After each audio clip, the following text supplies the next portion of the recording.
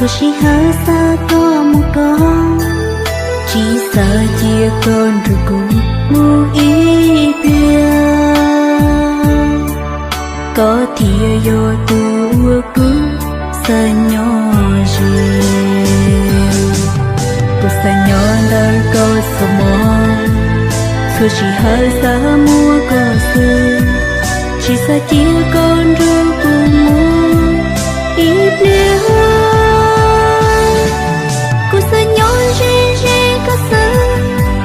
Thao có lời chỉ mua lánh từ ủa cú yêu lương bao lý có lắm.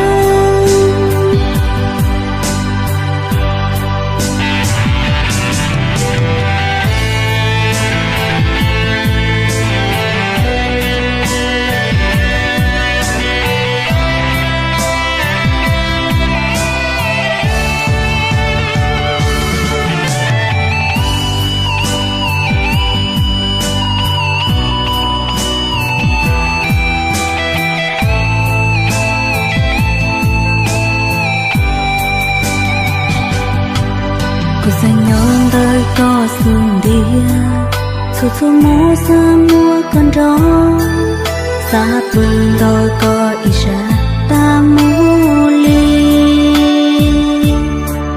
Cú xa nhon riêng nó có lúc lỡ thiệt.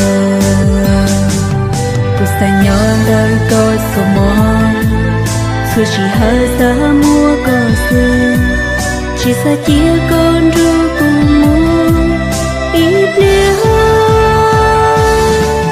Cô sợ nhỏ rê có sợ, thao có lời chỉ mua lánh từ ủa cú yêu lương bao lý có lắm. Ủa cú yêu lương bao lý có lắm. Cô sợ nhỏ đời có ý ra, số chỉ hở xa có một con, chỉ sợ chia con rồi cũng mua ý bia. Có thìa vô tua cú sợ nhỏ gì.